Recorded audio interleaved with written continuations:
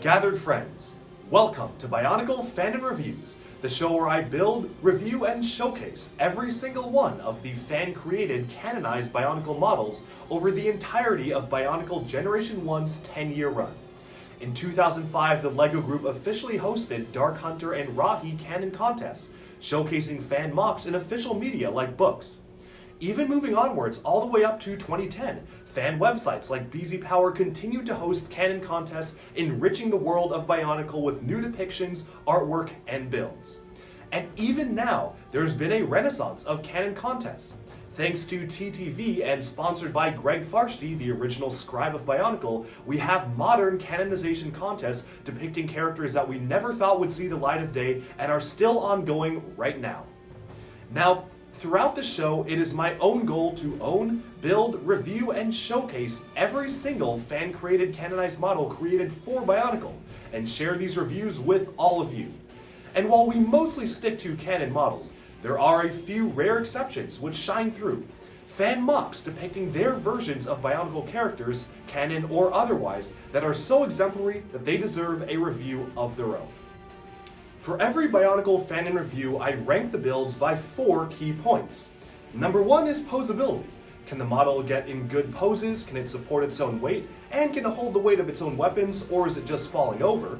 Number 2 is building techniques. Is the model just regurgitating stuff from existing LEGO sets, or is it trying something new and doing that well as using unique parts usages?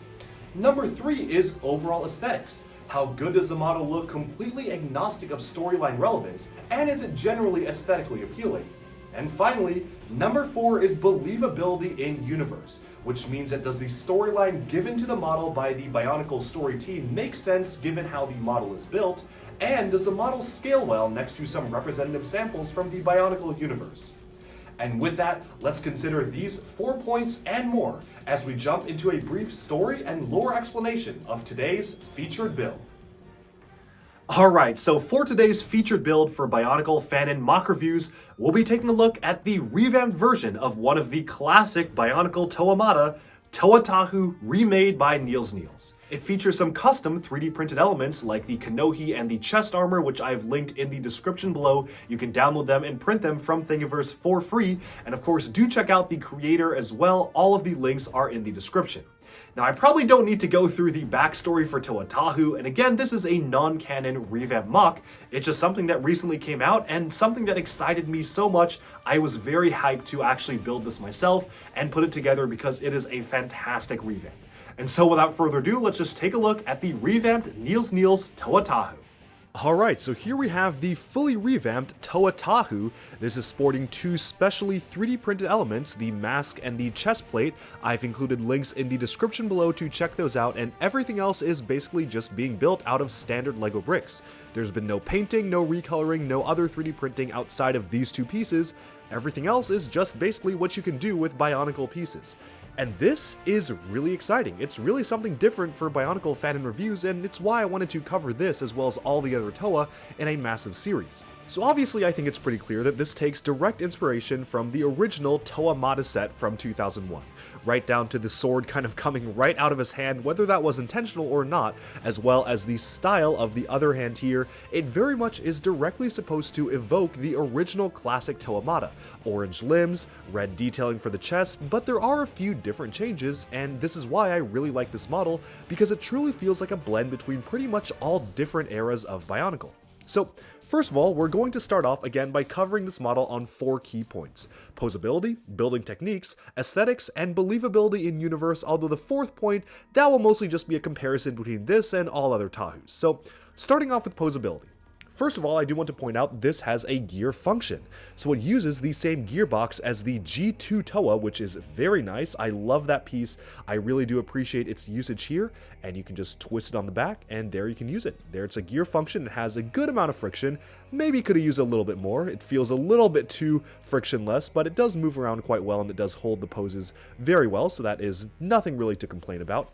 One thing I do want to mention though is unfortunately the way that the armor is set up is that unfortunately the arm kind of conflicts with the beast foot here. You'll notice that as I move it around, it kind of catches a little bit on the armor piece. It's not going to knock anything off, but it does bump against it enough that it's a little bit worrisome, and if you have the arm anywhere closer to the body, like if it's right here, you just will not be able to move it too much because it will just kind of start to knock against this piece. One other thing you may notice, which is not actually related to posability, but I kind of just want to point it out now, that these flame pieces will just keep falling off. They really fall off very easily. It may be because your mileage may vary with the different pieces you use, but I have had a lot of problems with these specific pieces. Anyways, going back to posability, you can adjust the sword like so it basically is just a fully posable arm. You can't actually move the sword up or down from this point. It essentially just is kind of like a flamethrower type piece here or something like that, so it does just move up and down like this. It's a cool interpretation of the character, as well as of course the other arm here. This one is not mounted on the gearbox, so it is just kind of freely moving, and you can move it around like the hand here, and it's using the standard amount of hand. He also has movable fingers, so it's using the click hinges to allow him to actually bend his fingers, which is actually something you see very commonly in artwork and other different types of animation featuring the Toamata, so I think that's a pretty cool look. This also has a lot of hidden articulation in the torso here. So you may notice that there's a few ball joints here. First of all, if I kind of grip this area here, you can move around and really just bend that torso up and down. It has a lot of articulation, almost a little too much articulation in my opinion. You can really accidentally get this in very wacky poses, but if you're careful about it, you can really just move this around because everything is just mounted on one ball joint here. Sometimes when putting it back, this piece tends to catch because it's just kind of mounted loosely, so you just have to kind of pay attention when you're setting it back, as well as these two bar pieces, which are used to kind of add the semblance of a friction add-on or some sort of a piston element. Those can easily pop off, but just something you kind of need to be aware of. You can also bend it forwards and backwards, so you actually have the ball joints mounted here as well, so you can really get all sorts of different poses out of this character, and unfortunately it does tend to kind of sometimes knock a few pieces off, but again, if you're careful, you're not going to have too much trouble with things falling off, and it absolutely adds a great amount of articulation to this model. Moving onwards to the legs here, you really can get a full amount of bend from the knee joints. That's a really nice thing to see. As well as the feet themselves, you can move them back and forth, not really side to side too much because they kind of conflict with the Exoforce robot arm pieces here, but that's really all the articulation you will need. It's very impressive how these have been designed to be very compact but still feature a lot of really great building techniques. And of course the head itself, one complaint I do have is the head's a little wobbly. I don't know if that's just because of the way my particular pieces work. It shouldn't be this wobbly if everything is actually tied together correctly, but it's just a little wobbly. It kind of reminds me of the Makuta 2008 heads, but that also means you can really just move the head all the way around and get him in all sorts of different poses with the head to really allow you to get the full range of poses out of this character. Removing the chest plate here, I do want to note that unfortunately the bottom of the Metru head kind of does conflict with this particular Technic piece, which makes it a little bit hard for him to look down. As you can see here, the bottom, just the lip of that Metru head just hits the Technic piece here, so his head is kind of permanently fixed in a somewhat upright position. It's not that big of a deal, just something I did want to mention in case you're wondering why his head is kind of permanently pointing upwards a little bit. That's because of that piece conflicting right there. Not really sure what could have been done to avoid that, but just one thing I did want to mention with the articulation. Otherwise, articulation-wise, this is pretty good, and it combines some of my favorite aspects of Bionicle building, which is having a play function in the form of the arm right here, which unfortunately does now see, you can see it's catching on the beast foot there. You really have to splay it outwards to make that work and then push that back up, but for the most part, I like that it has a gear function. I think it's a really cool looking function, really does allow you to chop the sword back and forth, and all in all, you can have this be fully posable at the same time, which is a lot of fun. Now do keep in mind, this definitely is not going to be nearly as posable or stable as, say, some of the G2 Toa, which were literally designed to be toys. This is kind of a mix between a display model and a play model. If you're too rough with it, things will fall off. Not everything is actually adhered in all the way. You can see the armor pieces kind of tend to wiggle around. Head can sometimes wiggle around a little bit. So not everything is actually in 100%, but for the most part, it is a fine model, and you can play with it a little bit. Just don't be too rough on it. With that then, we can talk about building techniques, and that's where things get a little bit interesting. You see, for each of the Toa in this revamp series, a lot of them are built very similarly, although there are a few key differences between each of them I do want to point out. So, obviously here, you can see that the legs, I am very impressed with the lower legs here. It's packing in a ton of different Technic pieces and whatnot that you can really see forms a compact lower leg with a lot of detail. You've got layers of color in the orange and then fading downwards to the red, as well as a perfect blend between Technic, original Bionicle pieces, and CCBS, which is really hard to achieve because CCBS visually looks very different than the original Bionicle pieces. But this model works it in very well, so I'm very happy to see that. I think it's really cool the way that these all work together and blend together, so that's really nice to see here. Of course, moving on to the upper arms, every single bit of it is fully customized, so everything is just its own custom Technic sculpt, which is really nice to see. You can get a lot of really extra detail out of this, but it also does mean it's pretty heavy on the parts. Maybe it's a little bit too complicated for what it needs to be, but I do appreciate the level of detail that actually went into this. Even moving along the back, you can see that there's some great parts usages like the Knight's Kingdom armor piece right here, which is used just to add a little bit more bulk to the bottom here, as well as, of course, the building technique being used to actually have some articulation with the torso and the waist here. I think it's really nice that we actually have this waist articulation being implemented in the ball joint here. It's not the most stable of builds, and you'll see some underlying issues with it when we get to some of the other Toa, which are a little bit more top heavy, but for the most part, for this particular model of Tahu, it works out very well. And again, really love the inclusion of the gear function. I'm very happy that this was managed to be worked into the model. Now again, there are a few things that aren't quite perfect with this that I feel like could be a little bit improved. For instance, as you can see here, things will just pop off if you're not too careful with it, such as this particular Technic piece. Not everything is actually adhered on fully, so things will kind of flop around. For instance, the beast feet here really kind of tend to wobble a little bit too much for my own liking.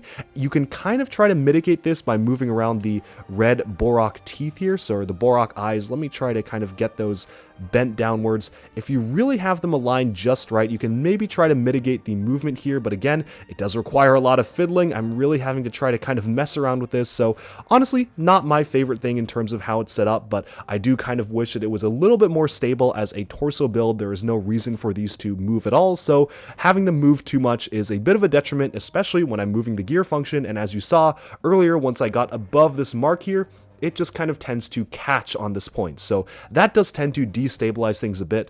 The other thing that's both good and bad about this model, as well as all the other models, is the addition of these 3L bars here to act as kind of a semblance of pistons. They're really cool looking. I think they do add a lot in terms of the look and feel, but it just kind of makes it that much more fragile. They're very easy to accidentally pop off and knock out of place. And of course, they are not actually fully mounted in at all. They're just kind of mounted at just kind of movable angle, which is nice to get into poses, but is just kind of annoying if you just want to play with this and move it around. It's very easy to knock these out of place and make them look very strange.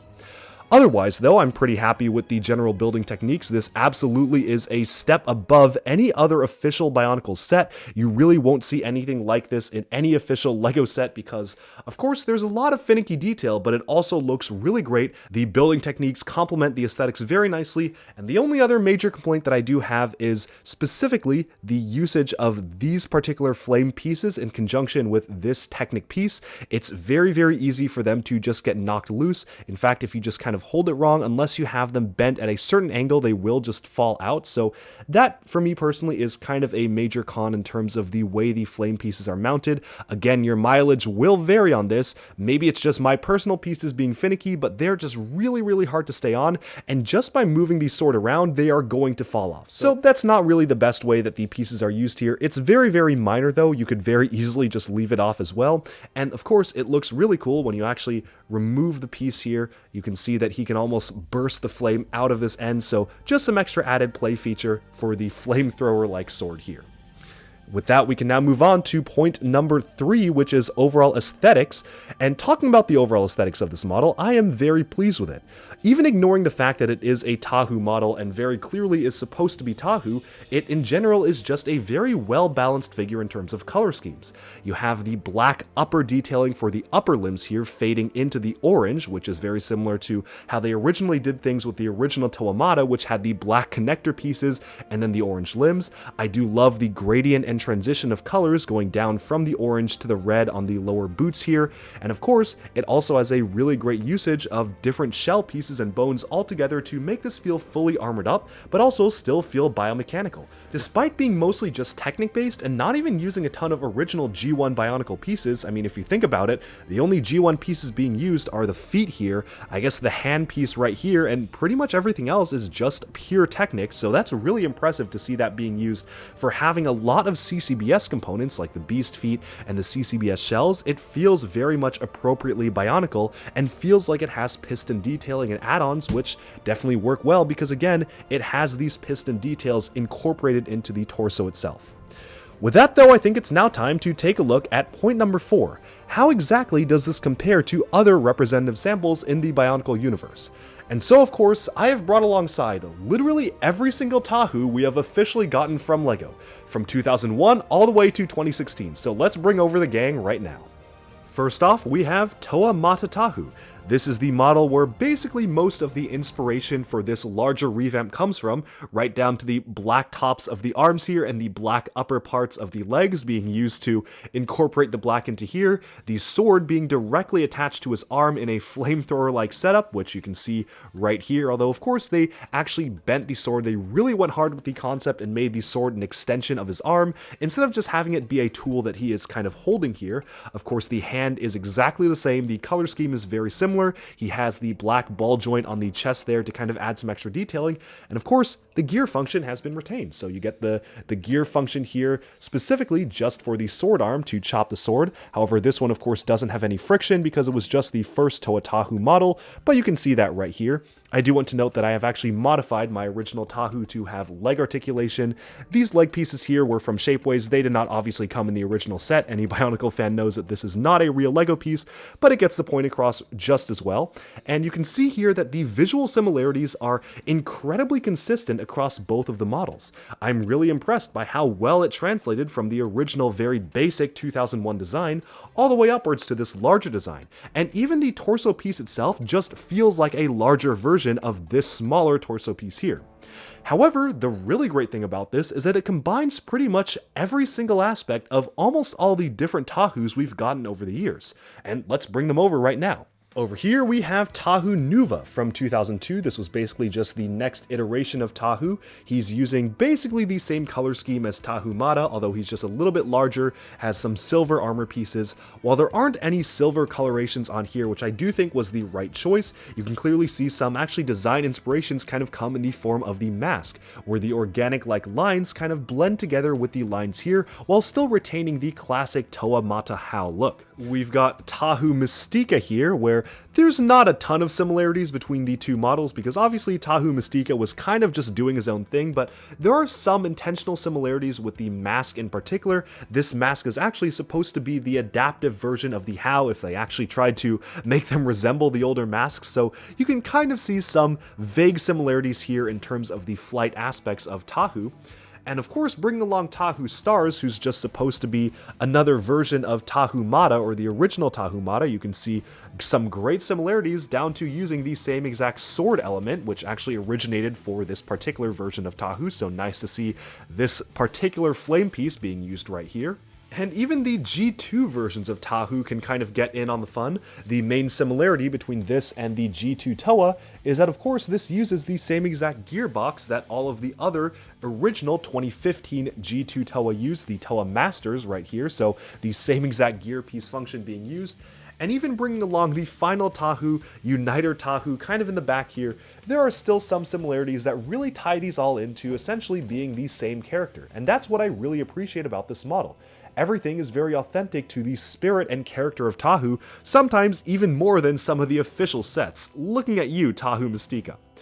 All in all, I think in terms of believability in universe, or at least how this compares to the original Toa Tahu models, I am very, very happy with this model in particular, especially because it takes the original concept of Toa Mata Tahu, tries to blend in aspects of every single different other Tahu into the design of the model, really bringing it forwards into the modern era, and that makes me very happy with the believability in universe.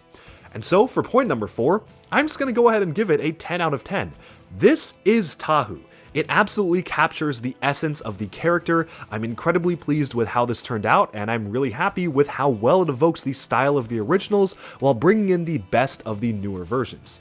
However, the model absolutely is not perfect. So let's just now go ahead and recap all the older points. So for point number 1, posability, I think posability is a little bit mixed because it's really nice he has the gear function. I love the inclusion of the G2 gear function into this particular model.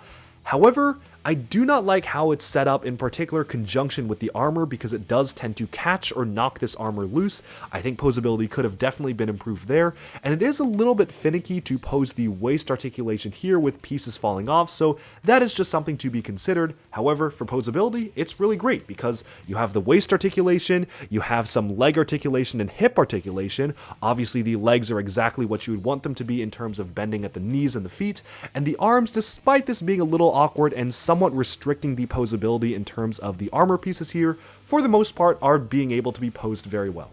And so for posability, I'm going to give this model a 9 out of 10. It truly is beyond what you would expect with Bionicle. A lot of times, even with the best of the best with G2, they either only had waist articulation, only had the arm gear function, or even in the case of some of the other Toa, had no friction in the arms, or had no gear functions at all. So this is basically the perfect blend for posability. You've got waist articulation, hip articulation, gear functions, as well as fully being posable with friction, as well as just what you would expect from the arms, so a 9 out of 10 I feel is pretty warranted. Moving on to point number 2, building techniques. This again is one of the models that kind of just blew me away in terms of the design and aspects of it. I have not really built any other Bionicle model that uses Technic to the aspect of these. Outside of just other MOCs, I have not really experienced this level of proficiency in terms of Technic building, using pieces in the colors that they're available, and really blending all LEGO systems. From the LEGO system bricks, like right here and here, you also have a lot of Technic, CCBS, original G1 Bionicle, even some custom 3D printing. This is kind of the pinnacle of LEGO model design and LEGO buildable character design, and I'm really happy with that. That being said, this absolutely is more of a display model rather than a play model, and it is a little bit finicky when you're playing around with it. Obviously, these are not actually adhered on very tightly. They can kind of wobble back and forth. The head also tends to wobble back and forth a little bit. The piston pieces here can fall off very easily, so can this front piece here. Not everything is adhered on about as nicely as I would want it to be, but for the most part, I'm pretty happy with it. And that's why for building techniques, I'm going to give it an 8 out of 10. It's not the most playable model. Things will just fall off sometimes, but in terms of the looks and appearance, it is fantastic, and that's why it deserves an 8 out of 10. And finally, moving on to point number 3, aesthetics. Yeah, aesthetically speaking, this is so cool. From every single angle, this is covered with detail. I love the Technic add-ons, really adding a lot to the model as a whole. I'm just really happy with how this model comes across, and overall, aesthetically speaking, this absolutely gets the point across that this is a Toa of fire. And with that, we have summed up our review of the absolutely fantastic Nielsniels Toa Tahu design. I am incredibly impressed by this model, and if this is anything to go by, the other reviews are going to be really fun because every single Toa has their own unique personality, their own distinct silhouette. You can see Tahu has a much broader shoulders. He feels like more of a brawler and a very strong character, and it's going to be very different when we look at some of the other Toa, like say Gali, who has a completely different silhouette while still retaining a lot of the play functions and sensibilities of this model. And so with that, we've summed up this review. Thank you all so much for tuning in, and be sure to stay tuned for a brand new Bionicle Fanon review coming every other Monday. So in 2 weeks, we will be taking a look at Nielsniels revamped Toa Gali. Be sure to stay tuned for that. Thank you all so much for tuning in. I hope you enjoyed this video, and bye bye for now.